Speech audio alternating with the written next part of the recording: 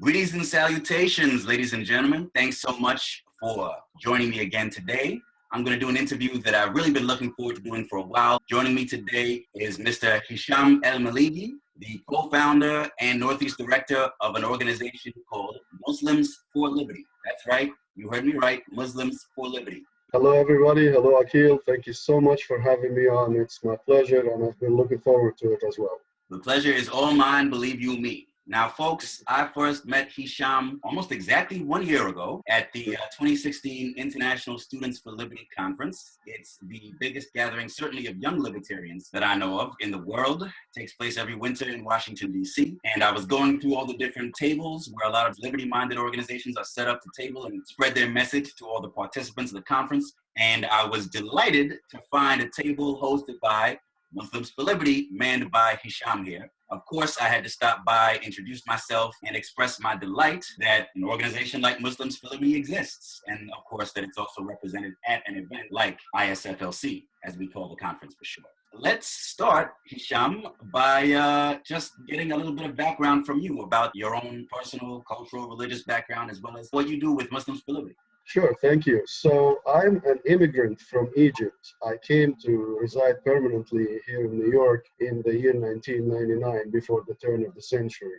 We have a proverb back home in Egypt. It's called, I was a blind cat, meaning I don't know anything about politics or the machinations of the power and what's going on around us. And it was 9/11 that shook me to the core, as it did with almost every decent human being on the planet. So that led me to dive into research mode. I looked into history, economics, politics, everything you can imagine, because I wanted an answer to two questions. Why 9/11 happened, and why the reaction to it happened that way. Of course, the research was intense for the first few years, and it will last with me for the rest of my life. The answers came to me very clearly and resoundingly that almost every human being, the majority, the larger majority of human beings anywhere in the world, regardless of their color, religion, ethnicity, gender, whatever you name it, regardless of anything that divides us, they all want to live in happiness and peace with their families, with their loved ones. There are, of course, bad people in every group, but there is no way that they are the majority. I lived in the Middle East. I was born and raised in Egypt. My education throughout those years were in both English and Arabic. I was fortunate enough that my parents put me in a dual language school, so I can read and understand and communicate in English from a very young age. It helped me also that I traveled a lot as a kid, including to the United States throughout the years before I resided permanently. I have the understanding of the cultures both here and there. So I'm kind of a bridge builder, for lack of a better term. I started my activism in the interfaith arena because I wanted to remove the tensions between people.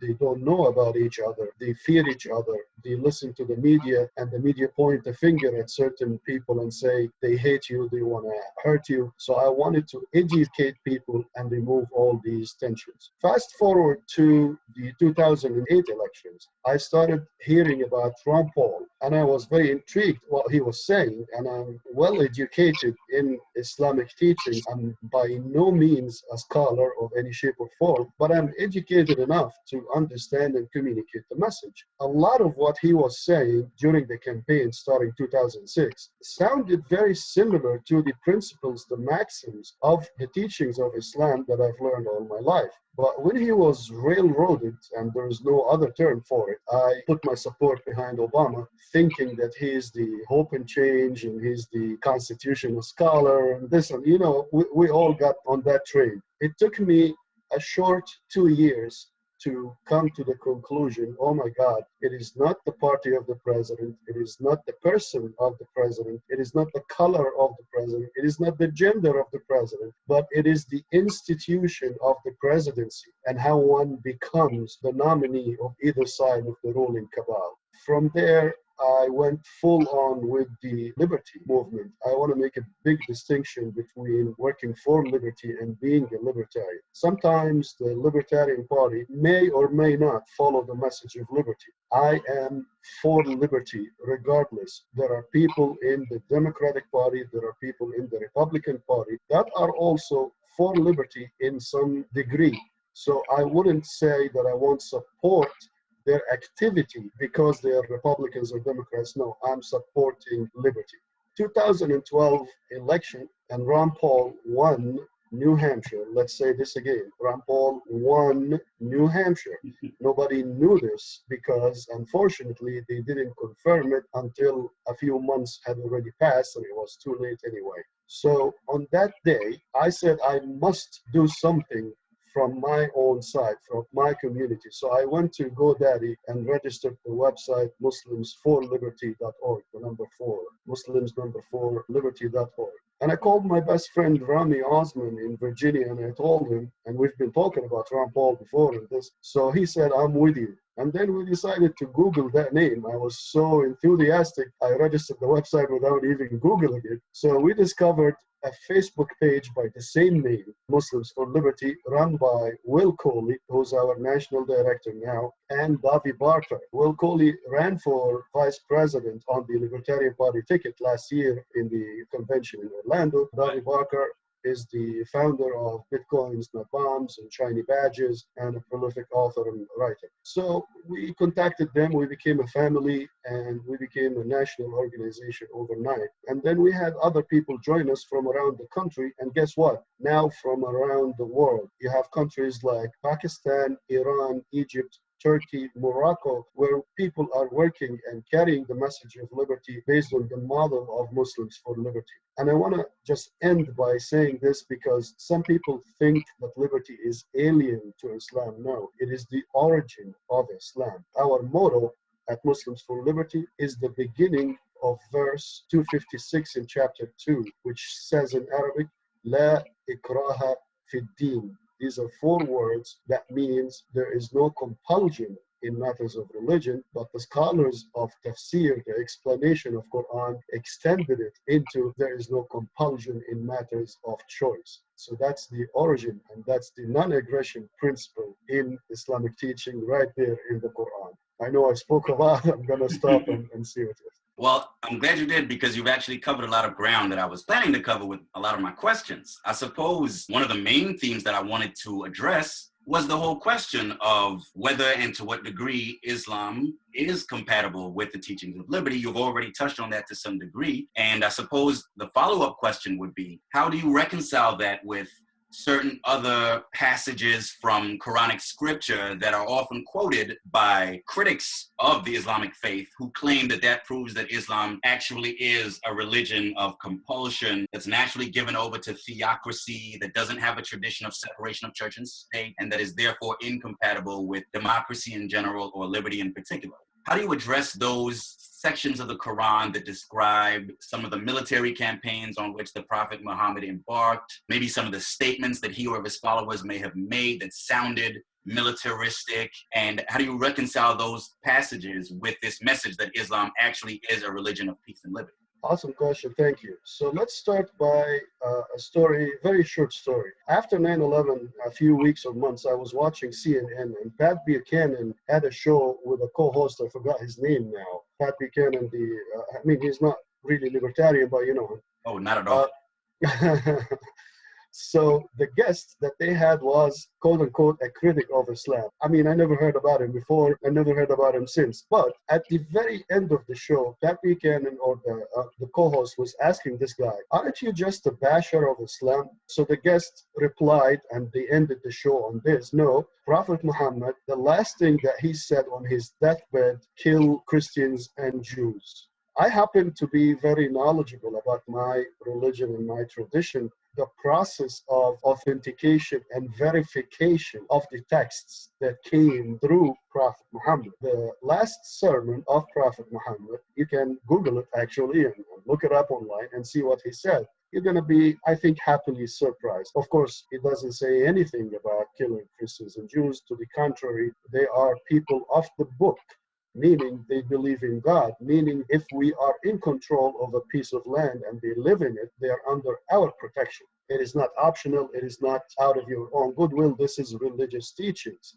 If you don't obey it, then there are consequences from God. So let's look at the most famous verse that Islamophobes use. And I'm not going to be as kind as you were with them. You call them critics. No, they're not critics. Maybe some are, but the majority of them are political operatives. They're doing this for political purposes. The verse that they use reads, "Kill them wherever you find them." Bill Maher, the so-called liberal lefty Democrat, used this verse in his show to trounce on a Muslim guest. I'm talking about 10 plus years ago. So let's go to the Quran and look at this verse. The verse actually starts with the word "and." The Islamophobes, including Bill Maher, omit this first word. But why? Because the word "and" indicates that there is some context, right? A fair-minded person would think so. The scholars of explanation of Quran tells you, you need at least 7 verses before and 7 verses after to get the immediate context. But let's just go to the previous verse. It says, "Fight in the cause of Allah those who fight you." Basically, self-defense. And it continues, "and do not transgress." Here's another piece of the non-aggression principle there for you. So the context here is, if you're being fought against, fight them. I mean, do I need to continue? It speaks for itself. So people can take things out of context willy-nilly, and it boggles my mind that some people figure out the 1400 plus years of Islam in 20-minute documentary online done by somebody who has a purpose, and leave scholars who spent their lifetimes, 40 plus years, studying these things and presenting and disagreeing with each other. Actually, there are institutions across the Muslim world and in the United States dedicated to studying the sciences, not the science, the sciences of Islam. There is the explanation of the Quran. There is the explanation of the Hadith, the words of Prophet Muhammad. There is every kind of related science you can imagine, from theological and sociological and psychological approaches to these things. I mean, we can go verse by verse if you like, but you get the picture. I think so, yes. Obviously, we could do several whole interviews or write several books about the scriptural references in Islam. But thanks for giving us just a brief taste of that. So what is the situation like for yourself as an American Muslim, as an immigrant to the United States, currently with Donald Trump now in office and his having to try to implement his travel ban? What's the situation been like on the street for a Muslim American like yourself? I didn't face an assault myself. I still get the same dirty looks every now and then from people even here in New York City where I live. Imagine that, the large bastion of the left still has so many people who misunderstand things and get under the influence of the rhetoric. And that's the main problem. The ban was stopped by the courts, and rightfully so. Why is that? Well, Donald Trump, throughout the campaign, himself and other people around him, kept talking very negatively about Islam, accusing Islam and Muslims of all kinds of things, including thousands of Muslims cheering 9/11 in Jersey City, which didn't happen. I mean, it was 5 Israeli Mossad agents that were arrested, interrogated, and then released a few weeks after. I mean, look it up, people. So that rhetoric was clear in the background of this ban. Rudy Giuliani, one of his main supporters, said on TV, I forgot if it was Fox or something else, he said that Trump told him he wants a Muslim ban, but he wants to do it legally. I mean, I'm paraphrasing more or less what Rudy Giuliani said. So it is a Muslim ban. Like that's the intention behind it. And if you give him this one, it's not going to stop at those 7 countries. That rhetoric trickles down. That's the only thing that trickles down from up there, not economic trickle down. It doesn't work that way. But this rhetoric trickles down, and it activates some naive, gullible people who are emotionally unstable, that they go out and take things into their own hands. A Sikh man was shot dead the other day in California or somewhere. 3 Muslim students were shot execution style in UNC Chapel Hill 2 years ago. This rhetoric affects people on the street. number of killing is not that much, but isn't one killing enough because of such rhetoric? One is too many. One is too many, as in the Torah and the Bible and the Quran. If you kill a human being, it's as if you killed all humanity. And if you save a human being, it's as if you saved all humanity. That's a verse in the Quran.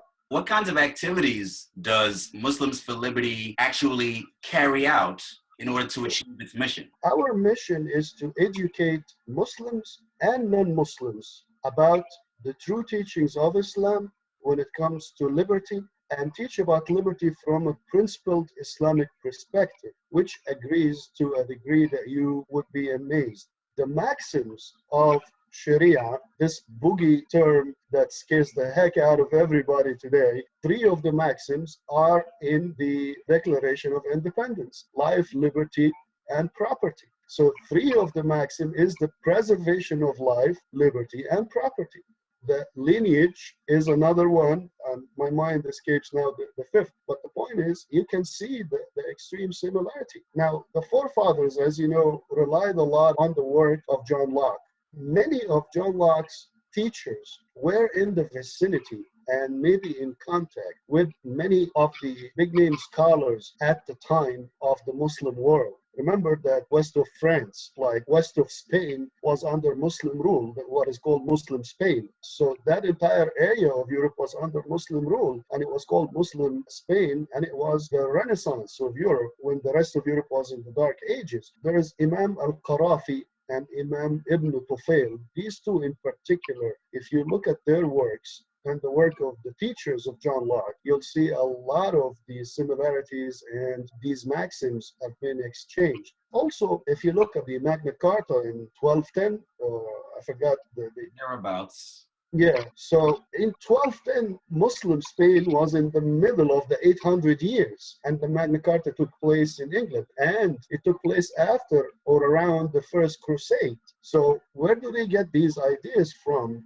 Women's rights and this and that. They went through Eastern Europe, the Middle East, all the way down to Jerusalem. They passed with something like the Ottoman Empire, going all the way down to Jerusalem, and they communicated and they saw with their own eyes how Muslims were treating their women. That's another thing. That's one of the big myths that are being promoted, that Muslim women are second class and have no rights and this and that. And they say, look at Saudi Arabia, women can't drive. Yeah, that's bad. But who said that this is Islamic teachings? That's number one. And who said that driving now, they weren't driving at the time of the Prophet? What were they driving? Camels and horses. They were driving at the time of the Prophet. So it just needs 5 minutes of sincere research. And that's the key word. If you're sincere in looking for the truth, you will find it. But people try to confirm their biases.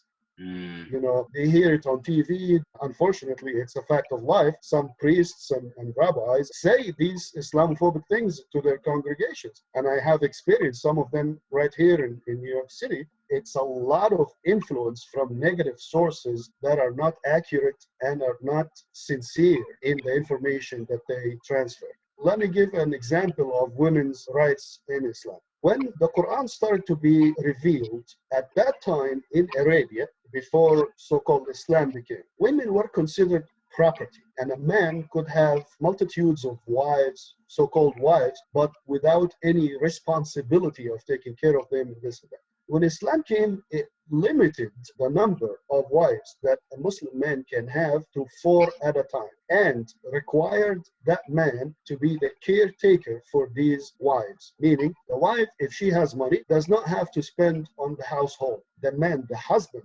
must. This is Islamic teachings. This is Sharia. And now Islamophobes, when they point at Islam and give examples, Muslim women get half of the inheritance of a Muslim man. So a brother and a sister, a father or mother passes away, so the sister gets half of what the brother gets, and that's Sharia. And when they point and say, look, Islam gives the women half, they consider women second class, but without the context that that brother who took double must spend on the surviving parent, his wife, his children, and that sister, if she's unable to spend on herself, then it makes more sense. It's a full system. You cannot just take a piece out of any context and then say, look, this is what it is. No, you have to understand the full picture.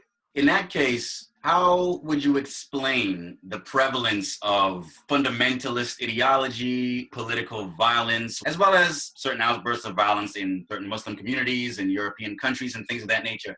Why is the spread of radical Islam so prevalent in the modern era if the religion in its original form is really more consistent with the ideas of liberty?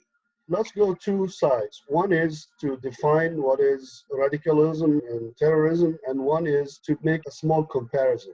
The answer of why people do not follow the teachings of XYZ can be simply and clearly answered by the same example of why we are no longer bound or follow the United States Constitution. It is the same reason. People, if they are not sincere, if they are not intentional in taking care of things that needs to be taken care of, they lose the connection to whether it's the teachings or now the Constitution. We have people calling for canceling the First Amendment because some hateful people say bad things. They don't understand. They don't think that the First Amendment is the protection for themselves and those people, so no government can come and shut their freedom. That's the same reason why people don't follow. But now let's look at the term radical Islamic terrorism. Radical can be good or bad. The forefathers were radical. They made a revolution and they were outnumbered by the king's army, and they took this big step. And now we have a constitution, we have America. So that's a radical step. That was positive. I am radical. I'm an immigrant, Arab, Egyptian, Muslim, living in New York City, where for every registered Republican, there are 7 Democrats, and I'm a libertarian.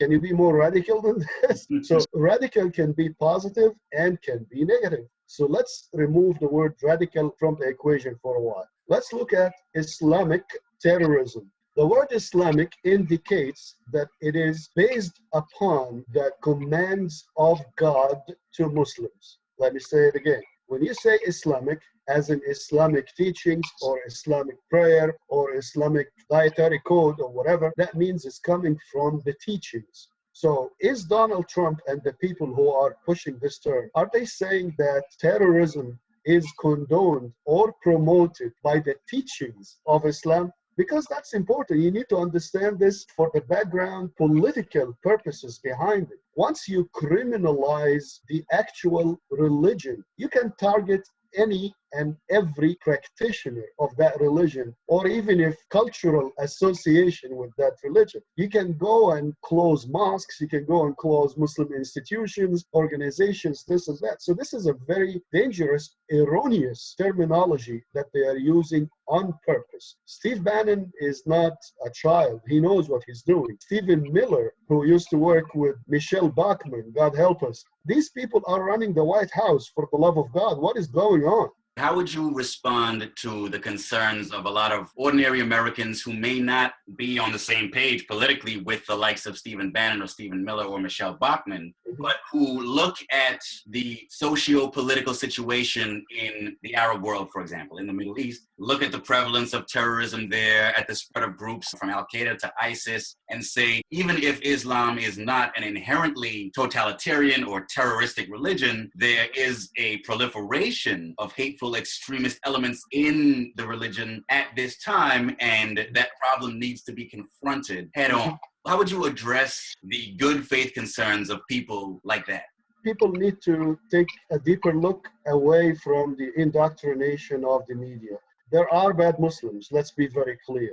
ISIS is bad. ISIS is not a good thing. Al-Qaeda is not a good thing. Forget the names. Hurting an innocent individual is not a good thing, is not acceptable under Islamic teachings or Sharia. But let's go back and look at what is happening in these areas. There are 50 Muslim majority countries in the world, most of them in the northern half of Africa and the Middle East. Why are these countries under turmoil? Well, we have to go back to the colonization. You have to start with when Napoleon invaded the area and took Egypt and other parts. And then the British came and took Egypt from the French and took India. You have to start from there and see the effect of this colonization. Fast forward to today.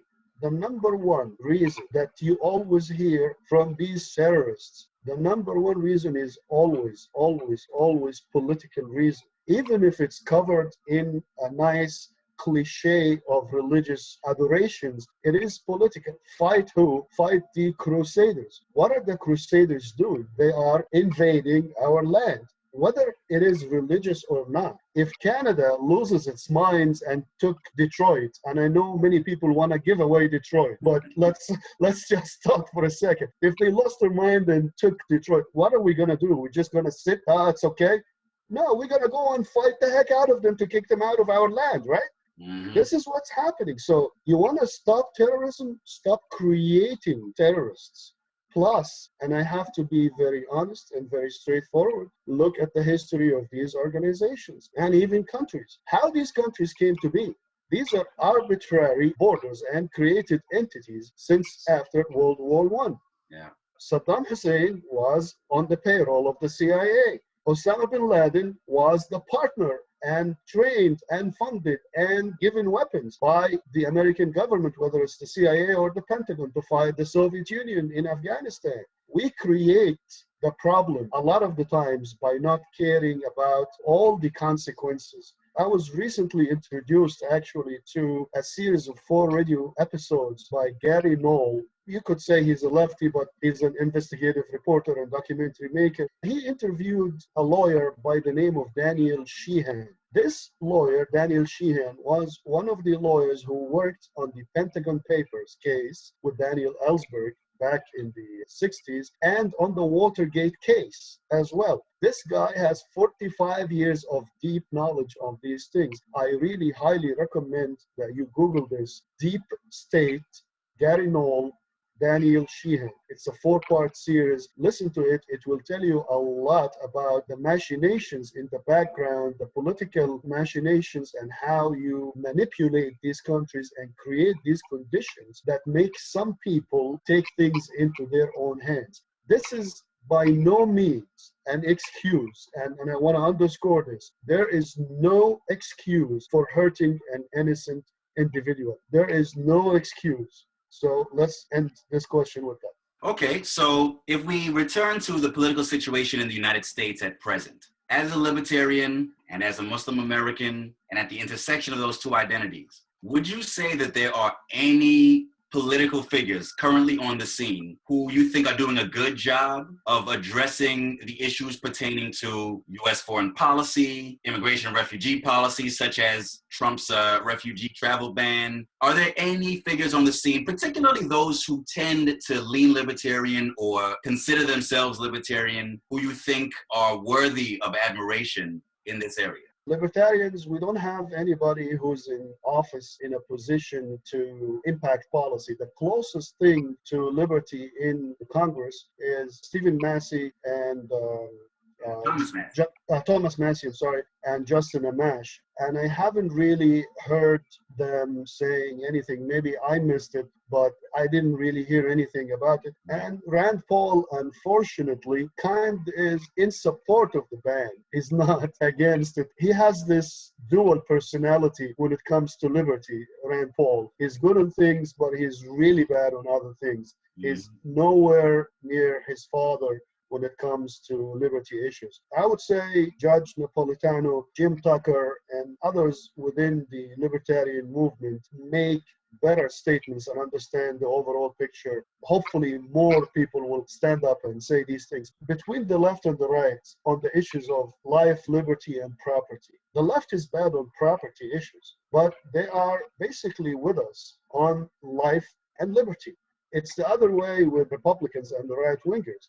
They would take your life if you have some marijuana with you or put you in jail for a very long time. So the right and Republicans are bad on life and liberty issues. The lefties are bad on property issues. So we can have a lot of mileage with the left more than the right, in my opinion, if we start building those bridges, especially in the coming 4 or 8 years of Trump, when the right is in control of things. So we will have a lot more of mileage to bring the left into our issues, and we become mainstream. Most people, when they hear the word libertarian, it translates in their minds as a right-wing Republican. That's what I'm facing day in and day out. And I'm living here in New York City, and I know how, we can start really gaining ground by going to the left and communicating with them on issues of common interest. But we have to step up because a few statements here and there are not enough.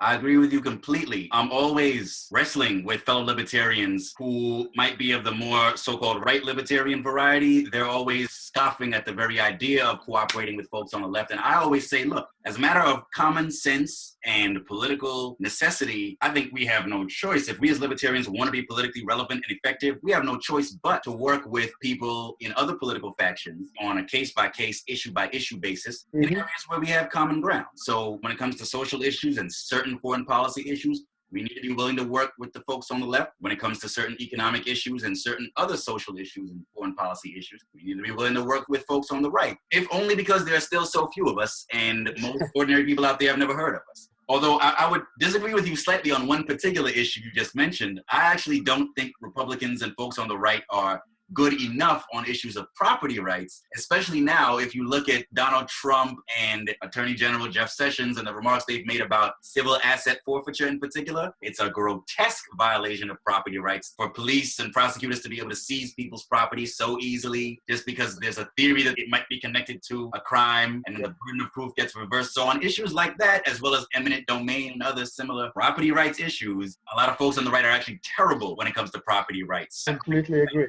We definitely need to be willing to build those political bridges. The last question I have for you before we wrap up is, you mentioned earlier that Muslims for Liberty also has a presence overseas, including in predominantly Muslim countries like in the Middle East. Yes. What kind of challenges do you face there? Because it seems to me that a message of liberty in a lot of those societies might frankly get you into trouble, and maybe even life-threatening trouble if you try to spread those ideas in certain parts of the Muslim world. What challenges have you faced there? First, we're not officially affiliated. We're actually a very loosely affiliated organization. And those people learned about the message and they're just applying it on their own without any formal affiliation. But you would be surprised that many Muslim countries, except a few that are extremely police states, in those places, you have in Egypt, you have in Morocco, you have in Turkey, you have in Iran, people are working and spreading the message freely to a certain extent. Maybe you cannot say we need to change this government,